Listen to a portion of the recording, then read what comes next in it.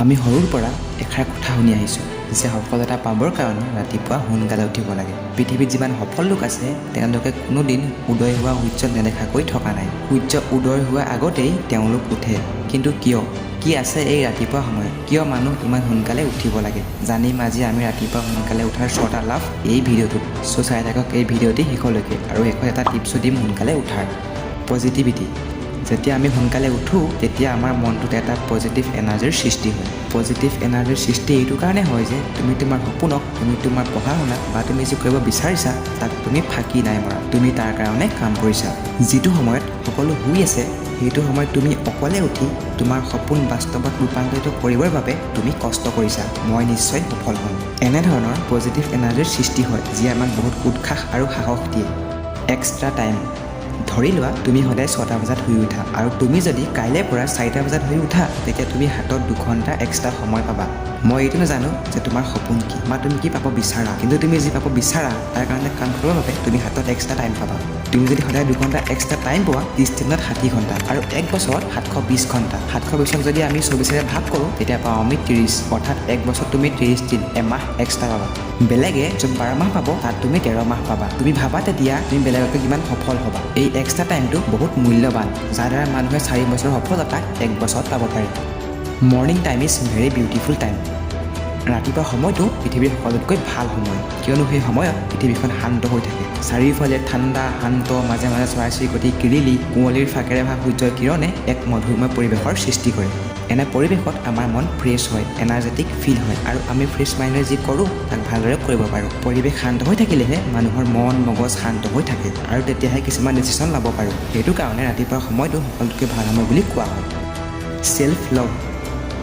যেতিয়া তুমি ৰাতিপুৱা সোনকালে উঠি নিজৰ কাম কৰিবা, নিজৰ সপোনক লৈ ব্যস্ত হ'বা, তেতিয়া তুমি নিজক আনৰ তুলনাত বহুগুণে ভাল পাবা। নিজক লৈ তুমি গৌৰৱ অনুভৱ কৰিবা। তোমাৰ নিজৰ ওপৰত বিশ্বাস আহিব যে এদিন মই নিশ্চয় সফল হ'ম। তেতিয়া দেখিবা যে তুমি নিজক ভাল পাব শিকিছা। বেলেগক ভাল পাছত পাবা, প্ৰথমে নিজক ভাল পাবলৈ শিকা। যদি তুমি নিজক ভাল পাবলৈ নাজানা তেতিয়া বেলেগক কি ভাল পাবা।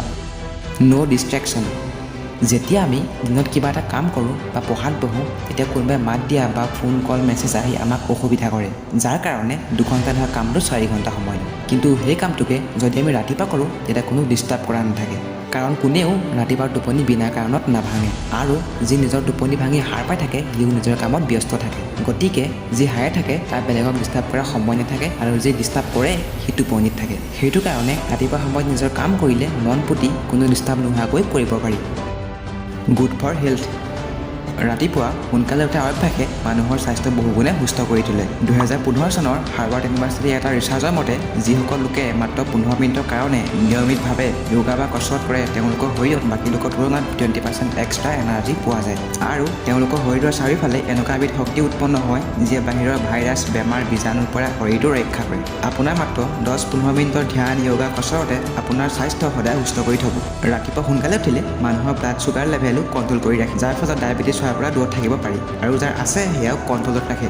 গতিকে সফল লোক সোনকালে উঠাৰ কাৰণে এতিয়া বুজি পালা কিমান লাভ ৰাতিপুৱা সোনকালে উঠাৰ। তুমি যদি শুই এই সময় নষ্ট কৰি আছা তেন্তে তুমি এটি সুন্দৰ সময় মিছ কৰি আছা, যিয়ে তোমাক এটি সুন্দৰ স্বাস্থ্য, পজিটিভ এনাৰ্জি আৰু এক সফল জীৱন যাপন দিব পাৰে। উঠি চোৱা এদিন। এতিয়া সোনকালে উঠাৰ টিপছটো হ'ল তুমি য'তেই এলাৰ্ম লগোৱা, ঘড়ী হওক বা মোবাইলত, এলাৰ্ম ৰিংটনটো অলপ ডাঙৰকৈ আৰু শুনিলে বন্ধ কৰিব মন যোৱা এনেকুৱা লগাব লাগে। আৰু মোবাইল বা ঘড়ীটো তুমি বিচনাৰ পৰা হাতেৰে ঢুকি নোপোৱাকৈ থ'ব লাগে, যাতে বন্ধ কৰিবৰ বাবে তুমি উঠিবলগীয়া হয়। বিচনাৰ পৰা তোমাক উঠোৱালৈকে কাম আছিল এলাৰ্মৰ, আৰু এতিয়া উঠি তুমি কি কৰা বা কি নকৰা সেইটো ডিপেণ্ড কৰিব তোমাৰ ওপৰত। আশা কৰিছোঁ ভিডিঅ'টো ভাল লাগিলে লাইক কৰিব, কমেণ্ট কৰিব। আকৌ লগ পাম অন্য এটি ভিডিঅ'ত। থেংকছ ফৰ ৱাচিং।